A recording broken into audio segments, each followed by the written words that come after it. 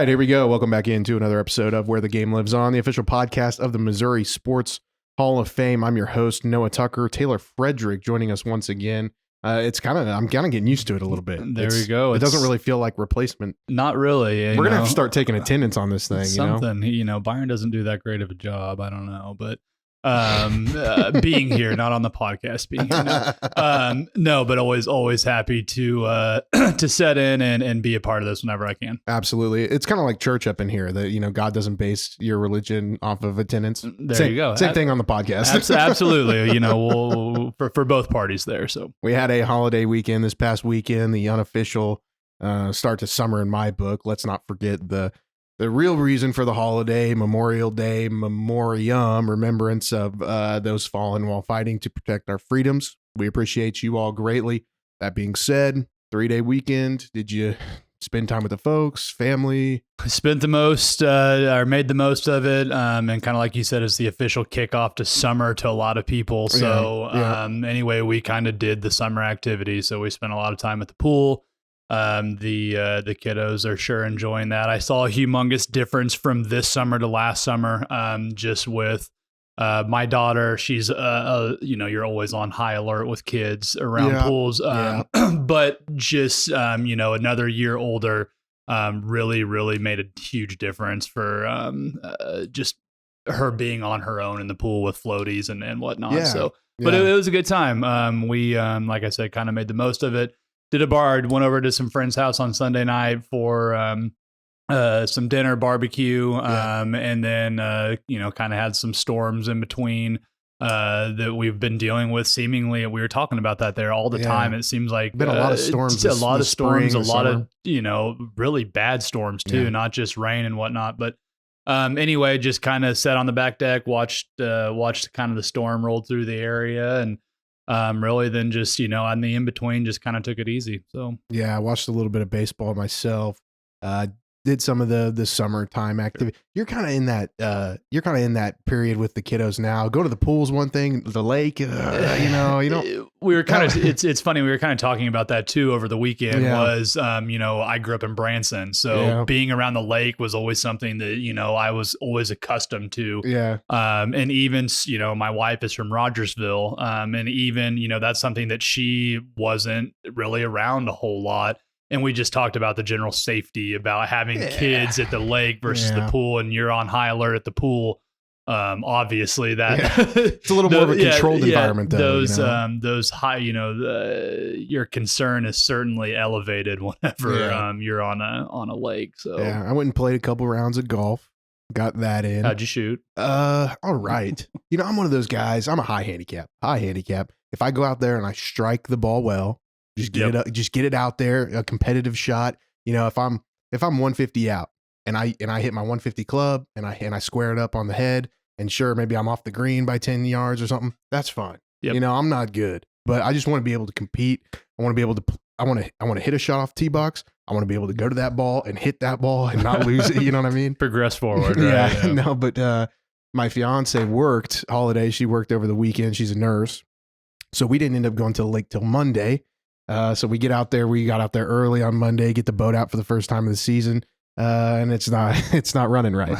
I don't know what it was. I don't know if it's coolant, something like that. Thing was running really hot. So we basically unloaded it, loaded it right back up, and we went down Table Rock, came back up to town, and went over to my aunt and uncle's pool for the day. So not the lake day we were hoping for, but still tried to make plans of it. Beginning of summer, obviously, those are the things you got to work out, the kinks and the boats and everything. So hopefully that'll be remedied soon. Though. Us having this conversation reminds me. I think you were on after Labor Day. Maybe I think we're coming up. We're coming up on our 1 year anniversary of the podcast. Yep. Which is like befuddling to me, but. What's your, let me ask you this. What's your favorite season? Oh, I feel like I say that everybody, but I feel like fall is like a cop-out answer, but my only reason for that is, I guess, football. I love fall and love football. So I'm right there with you. And it's not really, and I love summer. I love summer. I love the warm weather. I do like that we live in a place that we do get a little bit of seasons. Yeah. And not that I completely associate it with, but we are so busy in the summertime that it's so hard for me to sit here and enjoy summer. You know what I mean? Yeah, Like it's just we're so pedal to the metal on things related to the tournament that it's kind of hard to sit there and enjoy the summer months. So really, and that might even be another reason that I kind of like the fall is, hey, not that our schedule ever really slows down, but we do have a little bit of that. Okay. Not near as time consuming of a schedule as we do in the summertime. No, I'm right there with you though, for real. And I'm very glad that we're as busy as we are in the summer. We're very fortunate and we are busy. We have a lot of things to do. Growing up, I would have probably said spring, maybe summer. I was always a big baseball guy, so I liked when baseball came back around. But you're right. We're busy in the summer and that's great and all, but I think fall, because of football, is probably my cop out as well. Yeah. And I enjoy when it kind of, by the time August gets here, September even can be kind of hot in the Ozarks. By the time, it starts to cool off, I'm ready for it. Yep, I'm ready to just kind of, not worry about sweating everywhere I go and whatnot. But speaking of the tournament, a nice little segue here. We had a big weekend for a couple of past price cutter winners. Harry Higgs, who was the 2019 winner of the Price Cutter Charity Championship. He is now back-to-back wins on the Korn Ferry Tour. He won up in Kansas City the weekend before this past, and then won in Knoxville. He's the first Korn Ferry guy to go back-to-back wins via playoff.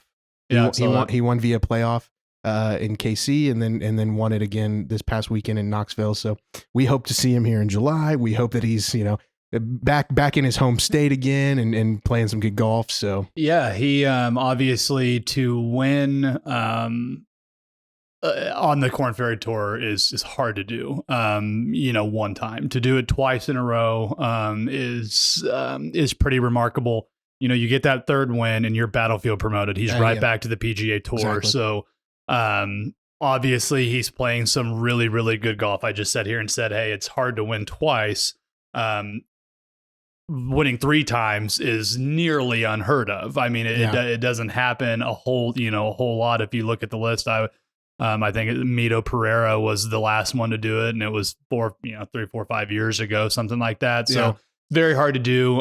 Sustained success on the tour is very hard to do just because of how great these players are. So anytime that, a former champion, we can keep tabs on him. Obviously, his goal is to be on the PGA Tour. It's kind of one, I think you and I even talked about off camera is, really being a repeat winner is not something that you really want to do, right? Because if you've repeated, that means you're still on the Korn Ferry Tour, right? You're not kind of getting to that next level. But regardless, you respect the grind for some of these guys. And, again, it's very, very competitive at every single level of golf. So it's awesome to see some familiar names atop the leaderboard. Yeah, absolutely. And, Higgs is one of those guys, had success on the Korn Ferry, has been in the PGA, obviously wants to get back there. I have no doubt that when he's on his game, he's one of those top 150 guys in the world easily. It's just, it speaks to the consistency that it takes to be there and stay there and find success and make cuts and do it week in, week out. He really, and that's something that, again, like you said, it just shows how difficult it is to win on tour. And really the grind, you see these guys, get their PGA Tour card and have to grind it back to get that tour card. And one thing about Harry that I think is awesome, and again, you follow, golf Twitter closely or whatever it is, and an extremely likable guy, very, seemingly, kind of has, is very marketable as well, So again, I want nothing but the best for him. After he won this past week in Knoxville, obviously there was a terrible, terrible tragedy, that was struck by the PGA Tour. And and somebody who was on the Korn Ferry Tour, and Grayson Murray. I'd encourage everybody to actually go listen to Harry Higgs's interview after he won. Said some very powerful things that I think should not fall on deaf ears. And again, it just is kind of a challenge to everybody to say something nice to somebody. This is kind of essentially what it boiled down to. But anyway, yeah, and then we love seeing Harry do well, and then on the PGA Tour, you see a lot of guys. Davis Riley, was a Korn Ferry Tour guy. Our champion Pearson was I don't know where he finished. He finished top 10. Finished T5. Oh, T5. Okay, so finished yeah. top 5. So again, anytime you see familiar names, you always kind of have a rooting interest for those guys. Yeah, absolutely. And you mentioned it already. Our reigning champion, who will not be back here this year, he's found some success on the PGA. Pearson Coody he recorded his lowest round of his professional career on the PGA. That was the second round at the Charles Schwab. So he was back in his home state. Right. He's a Texas grad as well. Doing, what he can do. He is a very capable guy. And it just, the margin of success, the margin of error when you get to this level is just so minute. And to see him put together several good rounds was really cool to see. He faded a little bit the last day. I wouldn't even say that. The field caught up with him a little bit. He was up there in contention. Sure. He was looking at, I think he was 10 under at one point, maybe. But a top 10 finish is a very, very solid weekend. And something that you can look at and say that kind of maybe started some momentum, depending on what he does here in his next few starts. It could be building blocks for him. And, sometimes that's all you need. We talk about the margin of error, margin of victory, oftentimes being so small. Oftentimes a lot of, no matter what the sport is, you hear just the confidence, right? If you're shooting the ball with confidence from 3, I mean, you just, you're more likely to be making them. Very much, similar in golf, kind of like what we were talking about. Even for a couple hacks like you and I out there on the golf course, right? Like whenever we're sitting there striking the ball good, right? Hitting it well for us. Yeah. We're, you kind of step over the ball with a little bit of swagger, I guess, in some regard, right? And I think that you catch that a lot on the PGA Tour. I mean, look at Scotty, right? I mean, he caught a wave of being incredibly, playing the best golf in the world, and he has rode that wave to wins. And he finished second this past week, yeah. So again, talk about a quiet second place finish. I mean, right? Nobody's really even talking about that. They're obviously still, talking about what's going to happen with his legal ramifications in Louisville. So yeah. There were several other mentionables. We won't go too deep into it. But also on the Korn Ferry Tour, Max McGreevy, he won. Yep. He was a former winner of the Price Cutter. He finished T3 this past weekend in Knoxville. I think he won in the COVID year. I think so. Yeah, I think that's right. And then I saw several mentionable names. Chandler Phillips finished top 5 here last year. He had a good finish this past weekend on the PGA as well, in Charles Schwab. So we enjoy it. We enjoy being able to see guys that come here to Springfield. You see their talents showcased, and then go on to continue and have success at another level. So we'll keep moving forward, though. Wanted to talk a little NBA. We gave our picks, Byron and I did, last week for the finals. That matchup is pretty much all but set. So who do you have winning the finals while we're there? Oh, I mean, I still do think, the Celtics are, kind of that tier 1 team right now. Dallas, not that Dallas isn't great. But I think that the Celtics are without a doubt the team, with the team to beat. So I would imagine that they'll probably get it done. Now, if they don't, that's, the drought of 60 plus years, whatever it would be for Boston not to win a title. That's going to come with some real scrutiny. But I've really enjoyed, I'll tell you, the narrative, not necessarily a Kyrie Irving fan. I wouldn't say previously, but it's amazing to me how the narrative has changed on him so much. You used to, whenever you talked about Kyrie, he was a team killer. He was this, he went with Durant, he went with, Harden, all these places, and nothing ever worked. And he lands in Dallas, and everybody's got to still be questioning, no way that's going to work. And, from everything you see online, from interviews, it seems like he is, again, kind of turned the page, a little bit on some of that, the Kyrie off court antics, and, just play ball. And again, and he's playing ball, with the best of them. So, I hope you see a competitive series. Last thing we do not want to see a sweep, after having not so competitive NBA final or NBA conference finals, the semifinals were a little more obviously competitive. You had some game 7s in there. That's kind of what you want to see. And, I know we've talked about it at times. You always have rooting interest for anybody from Missouri. And obviously, Jason Tatum can kind of solidify himself into a position that's, to be possibly, again, one of the best players certainly to ever be born in Missouri, to be in the league. So, I'll go Celtics, 4-2. All right. Celtics in 6. We'll see. I agree with you. Chaminade grad, Jason Tatum. You want to see him have success. He is definitely one of, if not the best player in the league. I think the thing that people continue to talk about is his playoff. Can he do it in the playoffs? Can he get it done in the playoffs?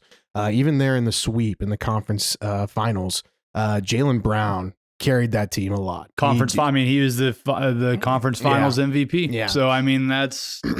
But we'll see. I've got. I think I said I had Boston in 6. So you have Boston in 6, and then Byron said Dallas in 7.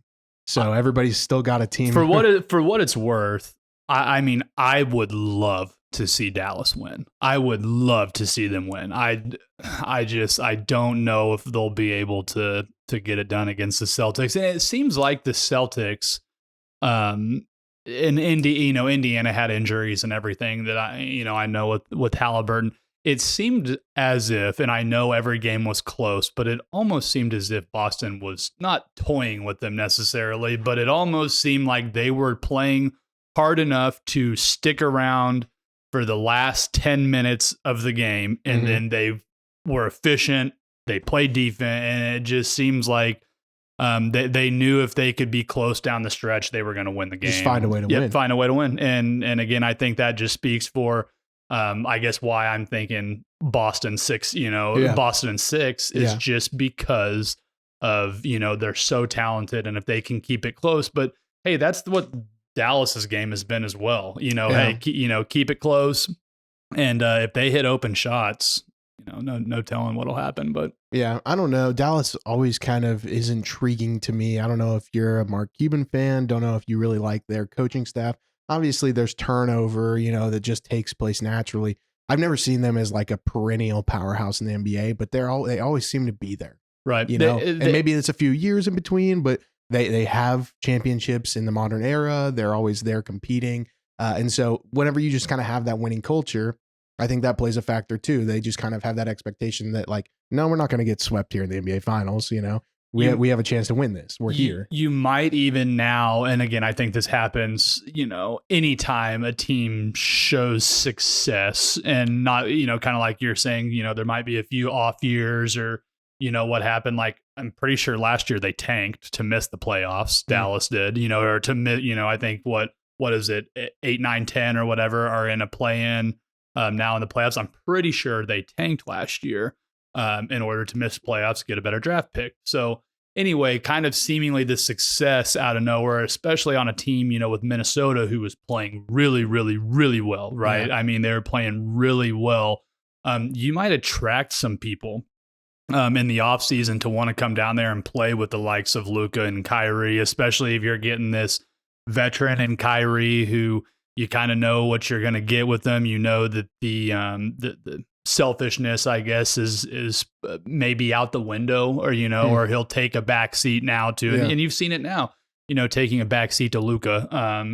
So they, this might be talk about momentum or a building block. Yeah. This might be a great building block for Dallas in the future. And if Luka can continue to attract superstars, which he's without a doubt that, it might be fun to see what Dallas can kind of put together over the next couple of years. Yeah, no kidding. And I'm not one, not a big Luka fan, never been a big Kyrie fan, but you would be hard up to name a better backcourt right now in the NBA. They're a good scoring backcourt that can facilitate and take care of the ball and obviously put up points. Numbers. They fit. Yeah. I mean, and like just they score so, score at will. I mean, I think they at so far they've had 30-point games in every conference finals game, both of them. Which that's crazy. So we'll see. We'll break it down, whatever's happening.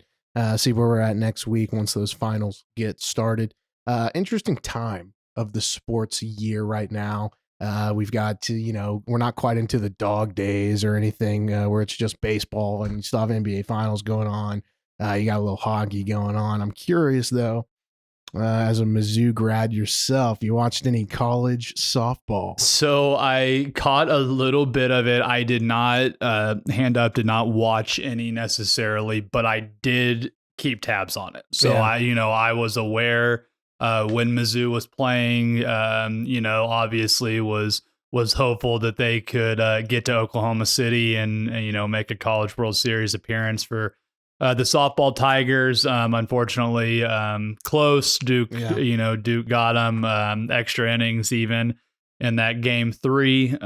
So again, hated that. Now I'll be very honest, I will not probably pay a whole lot of attention to it. Just again, the kind of the rooting interest is not there. But I know we do, not to completely switch gears from softball immediately to college baseball, but that's kind of been, that's something that's always kind of piqued my interest, around this time of year. If you want to say baseball is boring, then watch a college baseball game, right? I mean, God, those games are almost, as entertaining as any. They put up runs, the ding of the metal bat on the ball is, that's always a fun time. And I know we have some representatives from Southwest Missouri who are on collegiate teams who are getting to make an appearance in regionals or super regionals or whatever they're called now. So that's pretty neat to kind of keep tabs on them as well. Absolutely. I'll jump back to the college softball real quick, and then I'll bring us back into the men's game. I was with you. I was watching Mizzou's third game. Definitely cool to see the atmosphere. They definitely had a lot of, support behind them. They set attendance records during that super regional.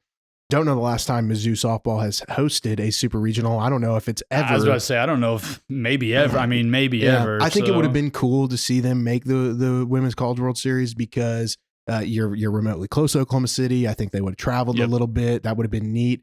Cool story for Duke though, because their softball program fairly new. It's only like their 7th or maybe 9th year with a softball program. So to go in that short span of time and make a College World Series is a big feat for them. It is. That name, obviously, Duke kind of carries a little bit of prowess. Exactly. So that's awesome for them anytime, and that's like it's like a JV foot, a team starting football all of a sudden and being in contention for a state title. I mean, that's that's awesome for them. But you always want, I went to Mizzou, so you always want your alma mater to be representative of whatever sport it is, whether it's college softball or baseball or whatever it is. But like I said, we kept a pretty close eye on it over the past couple weeks, but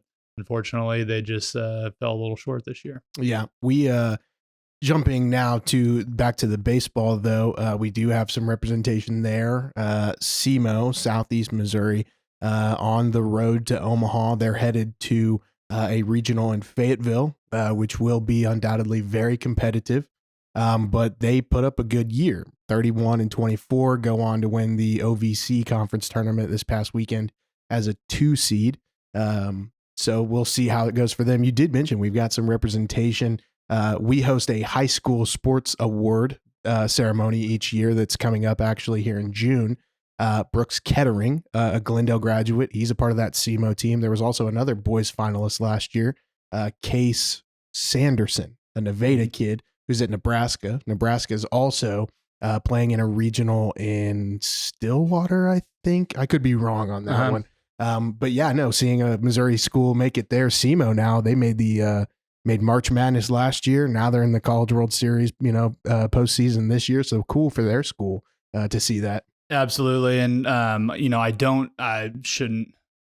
don't quote me on this, but I think that there was a kid who, Ty Wilmsmeyer, who went to Glendale, went to Mizzou, and is now at U of A. Yep. I'm pretty sure if he didn't win the Sports Commission Award for baseball, he was a finalist. Yeah. So a nominee. So that one's kind of cool there. Too, yeah. You kind of got 2 Glendale Falcons, that are kind of going to be down there in that regional down there in Fayetteville. So, again, good representation for Southwest Missouri. Yeah. What do you think? SEMO, they have a chance. Do you think they could possibly get to a super regional? I mean, you never know. I mean, in a series, I guess you never know. Steal one and kind of see what happens. Obviously Arkansas has kind of been, a top 5 to, number 1 team in the country for the better part of the year. So, would obviously take a pretty special effort, but hey, Cinderella stories happen every single 100%. March. So why can't they happen, I guess, in June as well? It goes back to what you're saying about just the nature of college baseball too. And you look back year to year, there always seems to be one of those schools. Right. They didn't host a regional. They got to go on the road for a super. I think back to like 2008 Fresno State. Mm-hmm. I think it was 2012 Stony Brook out of New York made one. Even wasn't it like Oral Roberts or yes. or some? One of those schools. I mean, made it to the College World Series, and you're sitting there and you're just like, well, chipping a chair kind of thing, and. Sometimes that's all you need. And, not to go back to it, but we talked about golfers just having confidence, right? Mm-hmm. So, that applies across the board to every, whether you're hitting a baseball, pitching a baseball, you're, whatever it is, you get a little bit of confidence and there's no telling what can be churned out. Absolutely. I'll go back to that culture talk too. I think at this point in the year, you factor in guys just buying in, being a part of a collective. And then on top of that, how they're playing down the stretch. You win a conference tournament to get your, way in. They're definitely playing good ball right now. And yeah, you just kind of, you need some confidence. You need some buy-in, maybe a little of that spark of magic. And who's to say they can't upset Fayetteville? Absolutely. And again, kind of like you just alluded to, everybody's playing their best right now, right? There's a reason that those 4 teams are in each of those sites, right? It's because they're playing their best, their best baseball right now. So, whether it's, needing, pitching to win, or if you need, you need bats on balls to win, whatever it is, it's an electric thing to watch. It really is. So, I look forward to it. I have a buddy who played college baseball a little bit at OU, and I was talking with him, and he was talking about how excited he was for, obviously, to kind of keep an eye on it. So we'll be watching it a little bit whenever we can, and obviously rooting on anybody from Southwest Missouri who has a crack at Omaha. Absolutely. There's another team, OU. They're hosting a regional as well. We've come to the end of our time, but we're talking about college baseball. We probably better mention the Missouri Sports Hall of Famer Keith Gutton. Yes. Who has now come to the end of his tenure. 42 years. Several decades at the helm there, head coach of Missouri State Bears baseball, and obviously a tremendous career, already been honored with, the nod as a Hall of Famer, and wish him the best in whatever future endeavors he might be partaking in. Absolutely. Just very well respected in the game of college baseball. Yeah. And that's something that I think that in some ways, probably a lot of us take for granted, just because, again, we don't understand, we really don't fully appreciate or understand the magnitude of what 42 years at one spot means. And hey, he's not only that, but he's a Missouri State lifer. I'm pretty sure he went to undergrad at Missouri State, or SMS, whatever it was. But again, we wish him nothing but the best. Obviously, a Missouri Sports Hall of Famer here, and again, wish him nothing but the best. And whatever he takes on next. So so it's going to be a time of transition for Missouri State. Got several new head coaches coming in across the board, and a new conference that we talked about last week. If you didn't catch that episode, be sure to go listen to that one. But if you've made it this far in this episode, we appreciate you joining us. We've got new episodes every Wednesday, Apple Podcasts, Spotify, and YouTube. Leave us a review, drop a like, share it with your friends. Stay up to date with us. Everything going on at the Hall of Fame and Price Cutter Charity Championship going to be in full swing here soon. Lots of pro-ams, different things going on. You can stay up to that on all of our platforms that we're on: Instagram, YouTube, TikTok, Facebook, X, Twitter, formerly Twitter, whatever it is. So be sure to follow us there as well. And we'll be coming at you with the latest news across the sports world, Missouri and beyond. Taylor, thank you so much for joining us, sir. Yep. We'll see you next time. Yep. Catch us next time on another episode of Where the Game Lives On.